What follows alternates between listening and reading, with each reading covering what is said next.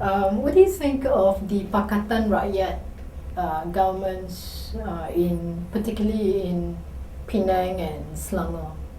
Do you think they're doing quite alright? I'm not. I don't really know about Perak, but Selangor, because Penang, Bodoh, Penang and Selangor. Penang's Guan Eng shows some hopes of good leadership, and knowing him, I'm quite close to him.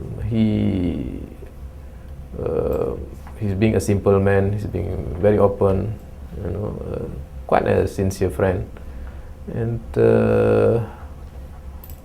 I just hope that one day we can be together for the country. Your favorite state, Selangor? Tan Sri Khalid. Yeah, Tan Sri Khalid is also a personal friend. In fact, very close. We were very close. In fact, when the by-elections in Ijo, I stood by him, even though at that time basically I was already not a member of Keadilan, because of my personal respect for him as a friend.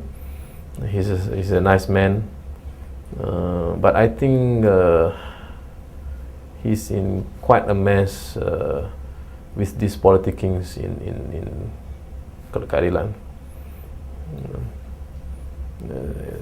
National and state especially. You've come into Umno at a time when the party is in denial. It says that, yay, temenang besar, we lack 8 seats. They don't seem to acknowledge the precarious state they are in. 5 states they've lost. You don't see that sort of concern. So Umno is in denial and you come in? Of course, that is also one of the reason. I come in to help them to understand what it means to be in opposition, because I wasn't in position before. I think they are still in a state of shock. They are still new and alien to this new orientation of being opposition. I think that's also one of my crucial roles there, to help them, to condition them to understand the roles of oppositions, effective role of oppositions, and how to play a maximum to do a maximum effect as an opposition. And of course, being a state of denial is definitely not the right way of thinking.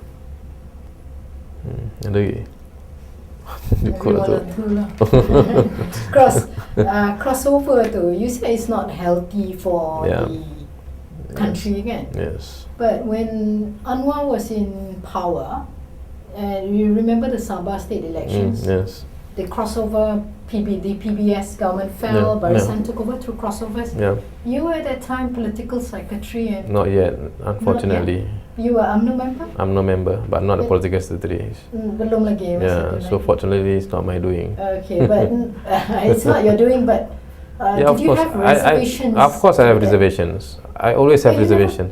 Voice I'm only a member. I'm only those days I'm only I think not even youth chief of a divisions. I'm only a treasurer of youth divisions. I always have reservations in these hopping things, and then I think I always have reservation for the obsessions to power. Of course we want power, but we cannot be too obsessed to power. The strength of this nation is because our founding fathers, be him a Malay, Chinese or Indians. We have Tengku, Tun Tan, Chu Sin or Sambantan. The major strength is that they are not obsessed for power. They are for the country. They have a very high level of tolerance and integrity. And I think this is what lost now. This is what I call statesmanship. You not only have to be a politician. You can be good politician. You can be smart politician. You can play with numbers. You can really, pull out or influence people. there is great politicians, but I think this country is not only built by great politicians. This country is built by great statesmen, and this statesmanship is what I think we should uphold. And this is what being lost, and this act of counting numbers and crossings is, to me, is very unhealthy, because today you have this side counting, tomorrow you have the other side counting, because you never know if you can really get people across. What can stop the other side who are become an opposition to start counting the other side to cross? So where is going to stop? I think we have to have statesmanship here. We have to have the sense of bottom line here, when it comes to serving the country, because the country is at stake. You see, so this is what I really abhor, and I'm fully and totally against this act. And that's why I come very strongly against this act, which is, to me, a betrayal to the statesmanship of the founding fathers, which forms the very basis of this country. Do you like the results of the elections, the general elections? What do you think of it? Of course, there are positive and negative things. I think anything is always there wisdom and hikmah in every consequences. And I think if the BN and Umno, MCA, Gerakan, and all the coalitions members of BN really take it into the right wisdom, understand in the right perspective of hikmah, I think it is basically a blessing, for the betterment of the country in the future. A strong opposition, is that good for the country? Yes, I always believe healthy opposition, healthy debates, for in the country, in the interest of people. And I think we should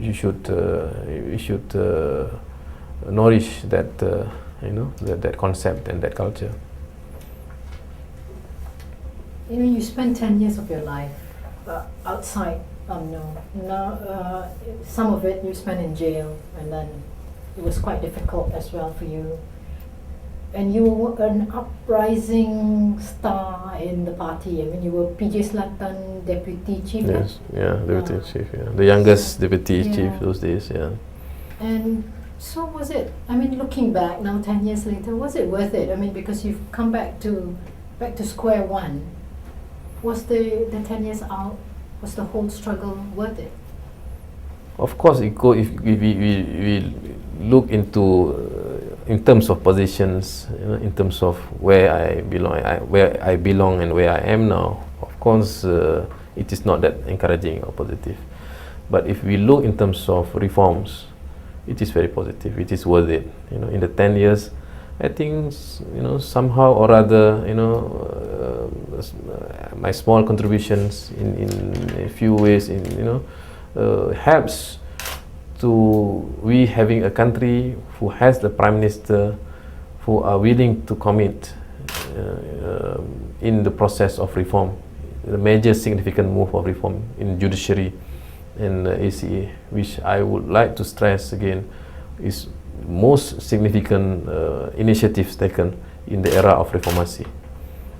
So you've forgiven the government which locked you up? The ISA and OSA and all that? Injustice is still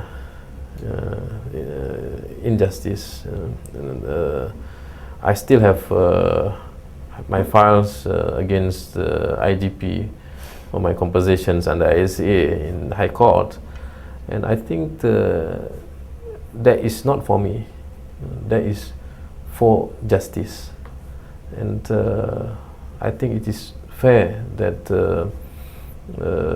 justice has to prevail, and in the name of justice, that thing have to be pursued. Any regrets? No, definitely no. I have no regrets.